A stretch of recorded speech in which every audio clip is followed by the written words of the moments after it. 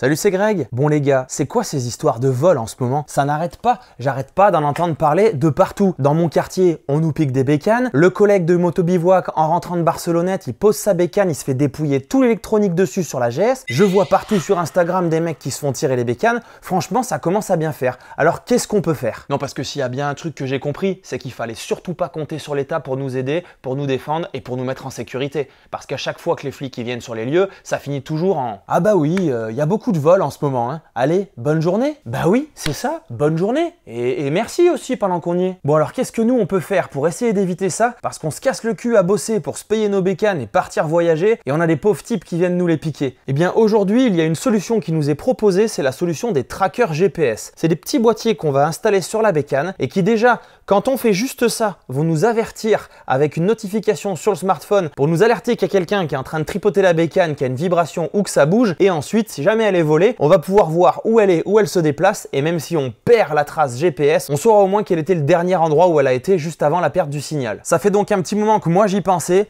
Ça y est, c'est fait. Je viens de commander mon tracker GPS qui possède aussi d'autres fonctions. Alors dans cette vidéo, je vais vous en parler. Je vais vous expliquer comment on fait pour le monter, pour le câbler, pour l'installer, le paramétrer, comment on utilise l'application. Allez, on est parti. Allez, voilà le colis. Non mais je rigole, c'est pas celui-là. C'était juste pour faire un truc de gros youtubeur, quoi. Ça fait impression. Il est là, le vrai colis. Alors, voyons voir ce que nous avons à l'intérieur. Oh, mais c'est tout petit. Ah ouais, je pensais que c'était plus gros que ça. Ok, donc on a le boîtier, le câblage, les petits autocollants, les systèmes de fixation et la notice. Et un numéro d'identifiant.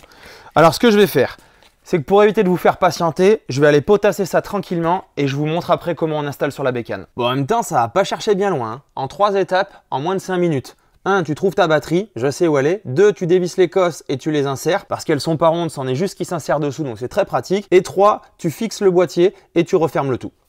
Bah, c'est parti. Alors, étape 1, repérez la batterie de votre moto généralement placée sous la selle. On est sous la selle et je suis peut-être pas un ponte mécanique, mais ça ressemble bien à une batterie. Alors, étape 1, validé. On continue. Alors, étape 2, connectez à votre batterie à l'aide du câble fourni. Sans dévisser complètement les vis de votre batterie, on connecte le rouge et ensuite le noir. C'est parti.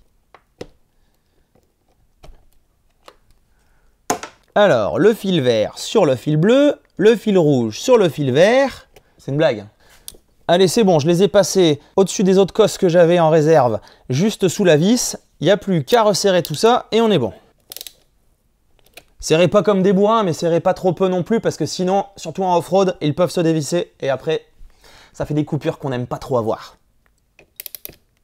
3. Fixer Pégase, logo vers le ciel avec le scratch de fixation. Et ben voilà, on a bientôt terminé. Ensuite, tout le reste va se passer sur le téléphone avec l'application qui va bien, qu'on trouve soit sur le store Apple, soit sur le store Android Google. Bon, je viens d'installer l'appli Pégase Moto. On va faire ouvrir. J'arrive sur un menu principal, il va falloir que je crée un compte. Ça, c'est comme pour toutes les applis ou tous les trucs où il y a besoin d'un compte. Ensuite, pour valider l'inscription, on reçoit un mail avec un code qu'on retape dans l'appli. Ça, c'est facile aussi. On renseigne ensuite quelques informations et c'est fait, le compte est créé. Un élément important, il faut saisir le numéro de série et le code PIN de votre appareil. Il est collé au-dessus de la boîte. Je saisis ça et ensuite, on découvre l'appli ensemble. Et quand on a ce message qui apparaît, c'est plutôt bon signe. Si j'en crois ce qui vient juste d'apparaître sur l'appli, il va s'activer après avoir fait 15 minutes de balade. Ça sent bon la balade, ça, non? Allez, on s'équipe et c'est parti. Bon, la magie du montage fait qu'en une seconde, il s'est en fait passé 2 semaines, ce qui m'a permis de tester le boîtier, le tracker Pégase, pendant 2 semaines, dont une semaine de off-road, où avec Axury Trail, on a fait la Transalp avec une grande partie de piste. Donc je l'ai secoué dans tous les sens, il a dû bien prendre cher parce que les Alpes, si vous connaissez en off-road, il y a pas mal de caillasses, donc ça tape fort. D'ailleurs, si ça vous intéresse de voir les paysages de dingue que j'ai ramenés de cette semaine-là, bah, ça sortira sur ma chaîne. Du coup, il faudra penser à vous abonner, à activer les notifications avec la petite cloche, et vous devriez découvrir ça quelque part dans l'hiver. Alors ce qu'on va faire, c'est qu'on va d'abord regarder l'application ensemble puisque maintenant je suis beaucoup plus familier avec elle, et ensuite je vous ferai mon débrief de ma grosse semaine d'utilisation et normalement ça devrait vous donner une idée générale sur ce tracker. Nous voici donc dans l'application. Alors qu'est-ce qu'on peut faire déjà sur l'écran principal? Bon, évidemment on peut désactiver l'antivol ou bien réactiver l'antivol. dans les 3 secondes. On va regarder deux choses qui nous intéressent. Alors on va commencer par le bas sur le menu principal, ce sont les événements. On peut voir absolument tous les événements avec toutes les dates dessus. Vous savez si vous avez activé l'antivol à la main ou automatiquement, on verra qu'il y a une fonction après pour faire ça. Alors autre fonction qui m'intéresse beaucoup, ce sont les trajets. Donc ici on peut voir tous les trajets qu'on a fait. Alors là ça correspond au trajet qu'on a fait pendant la Transalp avec Luxury Trail. Il y a un découpage qui est fait, on n'a pas la journée complète parce que ça va correspondre à chaque fois où le boîtier va se réactiver. Par contre ce que vous pouvez faire, c'est en gardant appuyé, vous pouvez les fusionner et n'avoir ainsi plus qu'un seul trajet. Parce qu'il y a un truc qui est super intéressant, c'est que si on prend un trajet au hasard, par exemple celui-ci, on va le charger et on va voir qu'on peut l'exporter en GPX ici. Si par exemple vous voulez partager votre trajet avec vos collègues ou pouvoir le refaire une prochaine fois, et bien vous avez la possibilité donc de l'exporter en GPX, qui est un des formats les plus courants pour les GPS et puis pour les applications qu'on a comme Osmand. Donc pour moi cette fonction est vraiment très intéressante et ça tombe bien, elle est hyper facile à trouver sur l'application depuis le menu de tous vos trajets. Quand vous sélectionnez un trajet et que vous l'affichez, vous avez aussi des stats, vous pouvez voir votre vitesse moyenne, votre vitesse max, la distance, l'inclinaison, le pourcentage de freinage, d'accélération. Il y a pas mal de stats qui moi me servent pas dans mon cas, et pour ceux que ça intéresse, vous avez une espèce de télémétrie qui est dispo, donc ça c'est encore un plus. Alors ensuite si on va faire un tour dans le menu de paramétrage, vous allez voir c'est très facile. Hop, dans les paramètres, on a ici la gestion des alertes. Alors, petite note aux développeurs, je pense que l'activation des activations automatiques, je l'aurais pas mis dans les notifications, je l'aurais mis ailleurs, ça aurait été plus simple. Alors pourquoi je vous dis ça? Tout simplement, la première fois que j'ai découvert l'application, comme je fouillais absolument chaque menu, je suis tombé dessus. J'ai décidé de mettre l'activation automatique de l'antivol au bout de 15 ou 30 minutes. Par contre, quand j'ai voulu le modifier, parce qu'au début j'avais mis 15, c'était un peu court, du coup dès qu'on s'arrête et qu'on papote, hop, il sera activé. Quand j'ai voulu mettre 30, j'ai eu du mal à le retrouver, parce que jamais j'aurais imaginé que ça allait se mettre dans la partie alerte et notification. Peut-être que ça vaudrait le coup de le sortir et de le mettre dans un menu en dessous où ça nous pète directement aux yeux et c'est beaucoup plus simple à paramétrer. Bref, vous pouvez donc choisir en fonction du niveau d'alerte et de ce qui se passe si vous voulez recevoir juste une notification, un mail, voire un appel. En fait, vous voyez cette activation automatique, elle est ici, mais par contre, le paramétrage du timing est ici et on a de nouveau l'activation. Bon, je pense qu'il y a un petit truc à faire pour que ce soit plus pratique. Voilà, ici, c'est à peu près tout ce qu'on va trouver dans les options. Vous pouvez paramétrer votre moto, c'est-à-dire que vous pouvez mettre toutes les informations sur votre véhicule. Vous pouvez même mettre quelle est son année, la dernière vidange, la vérification des pneus, etc. Dans votre profil ici, il faut bien penser à venir paramétrer votre numéro de téléphone, c'est très important, sinon évidemment vous ne pourrez pas recevoir les notifications. Et puis ici dans mes boîtiers, vous pouvez voir si vous avez un ou plusieurs boîtiers, si vous avez plusieurs motos, et vous pouvez venir changer leur nom pour savoir quel boîtier va donner une alerte. Comme vous pouvez le voir, cette application est donc vraiment simple à utiliser. La première fois que vous allez l'utiliser, faites comme moi, faites un petit tour dans tous les menus, comme ça vous remplissez tout correctement. Comme je viens de vous le dire, pensez surtout bien à mettre votre numéro de téléphone. Je vous fais maintenant mon premier retour après une semaine d'utilisation dans les Alpes en off-road majoritairement. Quand on était sur certaines pistes, notamment la redescente de la Via del Sal côté France, ça tapait bien fort et là je me disais que j'avais vraiment pas envie d'être à la place du boîtier. Quand j'ai voulu vérifier s'il allait bien, eh bien il était toujours en place. Ça déjà c'était la première chose sur laquelle j'avais un doute. Non, il était bel et bien là, il fonctionne toujours bien évidemment. Et au niveau de sa fixation, en fait j'ai pas exactement à respecter les consignes, c'est-à-dire qu'on a un scratch, c'est un système de velcro pour le positionner. J'ai pas voulu le positionner là où ce serait le plus facile parce que j'avais envie qu'il soit le moins accessible possible, donc je l'ai positionné un peu plus en retrait. Et si vous voulez, à cet endroit là il y a une plus grosse courbure du passage de roue puisque c'est sous la selle et donc cette partie de velcro ne collait pas vraiment bien entre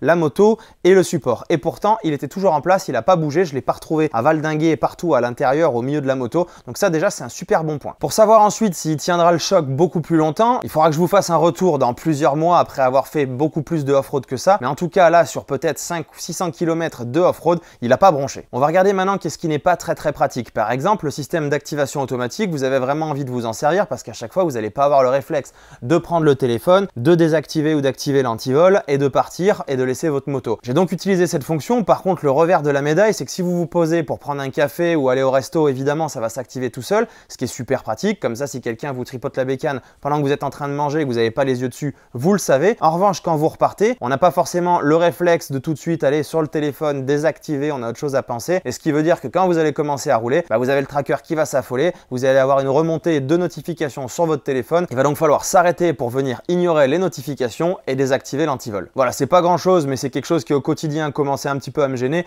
Après, si je continue à rouler avec le tracker, au bout d'un moment, je vais forcément prendre l'habitude et je penserai à le désactiver moi. Alors, il y a un autre petit point qu'il faut connaître, c'est que parfois, sur un trajet, on a une ligne droite. Pourquoi? Parce qu'on a eu une perte de réseau. Je sais pas exactement si c'est le GPS du tracker qui a perdu le satellite satellite ou si c'est la connexion avec la carte SIM, mais quelque chose fait qu'entre le dernier point connu et le prochain point connu, on va avoir une ligne droite. Alors ça, c'est quelque chose que j'avais déjà constaté parfois sur mon téléphone portable quand j'étais en mode guidage sur un autre logiciel, hein, rien à voir avec le tracker, puisque des fois, on va être dans des zones qui sont encaissées où on va capter un petit peu moins. Alors peut-être que ça vient aussi de la technologie, puisqu'à l'intérieur, la carte SIM est une carte 2G, c'est pas une 3G, c'est pas une 4G, donc c'est certainement un réseau un peu moins rapide. Alors pour ce qu'il y a à passer comme données, c'est pas gênant, mais parfois peut-être que ça peut causer cette perte de données. En tout cas, sachez bien un truc, comme d'habitude, si on monte en technologie et qu'on avait par exemple une puce 4G dernier cri, et bien forcément le prix de l'appareil serait beaucoup plus cher. Et ça, c'est un point dont on parlera tout à l'heure, un de ses avantages principaux, c'est son tarif. Après, il faut savoir que ce genre de décrochage est quand même à la marge. À chaque fois quand je regardais mes trajets, quand on était paumé dans les Alpes, que ce soit côté France ou côté Italie, eh bien j'avais à chaque fois, quand on avait par exemple un nombre de lacets incroyable qui s'enchaînait, eh bien j'ai exactement mon trajet dans les lacets, et on voit d'ailleurs en vert quand j'accélère à la sortie d'un lacet et juste avant en rouge quand je freine. Donc c'est quand même hyper précis. Il y a 2-3 autres petits trucs qui m'auraient manqué sur le tracker, comme par exemple une petite sirène. J'aurais bien vu une petite alarme qui se rajouterait, qui fait que s'il y a un gars qui commence à tripoter, hop, ça sonne. Bon, alors après, avec ce que je vous ai dit tout à l'heure sur l'activation automatique, ça peut faire aussi beaucoup de fois où il va sonner pour rien. Il y a un truc à prendre en compte, c'est que si on rajoute tout ça, eh bien on va encore plus augmenter le prix de l'appareil. On va maintenant regarder quels sont tous les points positifs. Alors évidemment, je peux savoir où est ma moto en temps réel, je la localise sur une carte. Donc ça, c'est la fonction principale du tracker à la base, c'est pour ça qu'on le prend. Et en poussant le truc un petit peu plus loin, ils ont permis qu'on puisse avoir tous nos trajets enregistrés automatiquement. Donc comme je vous l'ai dit, si on veut revoir ce qu'on a fait, l'exporter, pouvoir le refaire plus tard ou le partager, tout est dans l'application et chacun de nos trajets sont enregistrés. Mais maintenant, on va parler un petit peu plus de sécurité, de ce qui m'intéresse, parce que j'ai une histoire à vous raconter qui s'est passée et qui m'a permis de tester en réel le tracker, mais sans le vouloir. C'est bien évidemment la fonction anti-vol, puisque vous l'avez vu tout à l'heure sur l'application. En gros, quand on l'ouvre, c'est activer l'antivol ou désactiver l'antivol. Alors sur la fin de notre RGA un peu détourné avec du off-road, quand on est arrivé à Menton, on a fait une dernière nuit avant que chacun rentre chez soi. J'avais réservé un Airbnb et à la base, on était censé me mettre la moto dans le garage, sauf que la proprio m'a fait un petit truc en coup fourré à la fin en dernière minute et la moto a dormi dans la rue. Du coup, bah moi, j'ai pas dormi. C'est vraiment pas un truc auquel je suis habitué, ma moto elle dort toujours dans un garage. Donc la savoir dans une rue, dans un endroit que je connais pas, je vous garantis que j'étais pas du tout rassuré. Alors qu'est-ce que j'ai fait? J'ai dormi la fenêtre ouverte, le téléphone posé bien à côté de moi avec le tracker évidemment et l'antivol bien activé. Et là, truc de dingue, en plein milieu de la nuit vers 2 h du mat, j'entends un barouf pas possible dans la rue, un moteur qui gronde, je sais pas ce qui se passe, ça me réveille. Là du coup, j'ai les yeux rivés sur mon téléphone et d'un coup, une notification Pégase apparaît. Ni une ni deux, je saute du lit, j'enfile un jean, je prends les claquettes, je déboule comme ça à moitié habillé dans la rue et là, je tombe nez à nez sur un couple. Heureusement, ça va, c'est pas des voleurs, la bécane était toujours là. Je crois qu'au final, c'est eux qui ont eu plus peur de me voir à cette heure-là que moi et je leur saute presque dessus en leur demandant mais qu'est-ce qui s'est passé avec la bécane? Alors là, ils me regardent, oh mais rien, il s'est rien passé. Si, il s'est passé un truc avec la bécane, vous l'avez touché. Non, on l'a pas touché. Je dis écoutez, la bécane est équipée d'un tracker, j'ai une notification qui vient d'arriver sur le téléphone, vous m'avez réveillé, ça correspond pile au même moment. Donc maintenant, il va falloir balancer. Qu'est-ce que vous avez fait à la bécane? Alors là, vraiment pris la main dans le sac, le mec commence à bégayer. Ah ouais, moi aussi j'ai une moto. Ouais, super excuse. Du coup, évidemment, c'est pas ça qui m'a rassuré. Je m'en fous que t'aies une moto ou pas. Qu'est-ce que t'as fait à ma bécane? Est-ce que t'es rentré dedans? Mais non, regardez, elle a rien. Non, je suis pas rentré dedans. Peut-être qu'en fait, c'est quand j'ai ouvert le coffre, j'ai dû la bouger. Ah bah voilà, on y arrive. Donc t'as bien touché ma bécane. Et effectivement, vu qu'elle n'avait absolument aucune trace d'impact et qu'elle était encore là parce que dans le sens où il serait rentré dedans, il l'aurait fait tomber avec la béquille, c'est sûrement juste qu'ils l'ont bousculé eux-mêmes. Eh bien, ça a suffi en plein milieu de la rue, alors que c'était involontaire pour m'envoyer une notification et que je le sache et ça a été instantané. Alors cette histoire m'a vraiment montré qu'en conditions réelles, le tracker était hyper efficace. Alors vous allez peut-être me dire, oui mais si jamais ça capte pas bien, comment ça se passe? Eh bien par exemple, ici ce garage est sous la maison, donc quand la moto est tout au fond du garage, si je la secoue, j'ai pas de notification. En revanche, quand je la déplace pour la mettre au tout début du garage,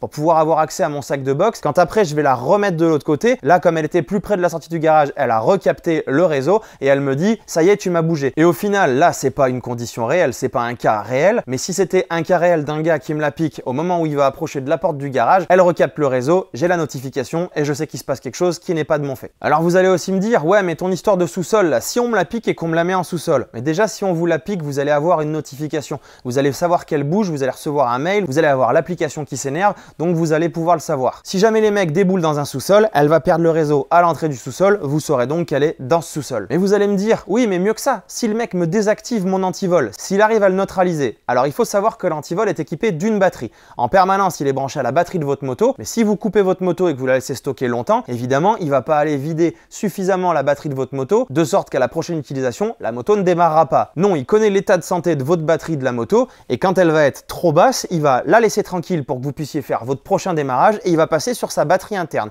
Alors si on le tripote pas trop, si on n'est pas en train de rouler, sa batterie peut durer entre 7 et 10 jours. Du coup, ça veut dire que le temps qu'il utilise la batterie de votre moto à fond, qu'il se passe 7 ou 10 jours pour qu'il soit vraiment sans batterie, il va se passer un grand laps de temps. Maintenant, revenons à ce que je disais tout à l'heure. Si les mecs le trouvent, coupent les câbles et le neutralisent, il va donc passer sur sa batterie. Donc il est encore en train d'émettre et il est encore en train de vous dire qu'il y a un problème. La seule solution de vraiment le neutraliser, ce serait de le détruire, de le broyer de sorte qu'il puisse plus communiquer. Mais là, vous aurez eu les notifications en amont puisqu'il aura été secoué dans tous les sens et vous connaîtrez donc la dernière position de votre moto. Pour moi, le contrat principal d'être alerté en cas de pépin et de savoir qu'il y a un problème est quand même rempli. Le point que je gardais pour la fin et qui va être le plus important pour beaucoup d'entre vous, c'est son tarif. Actuellement, on est sur un tarif qui est à 300 € tout compris et il n'y a rien d'autre à rajouter, il n'y a pas d'abonnement. Quand on compare aux autres qui tiennent la route, pas les trucs AliExpress, à chaque fois on a un abonnement. Et on a aussi des appareils qui sont avec un prix de base plus élevé. Donc ça c'est un truc à prendre en compte. Si vous voulez pas entendre parler d'abonnement, parce que vous avez déjà Netflix, Disney+,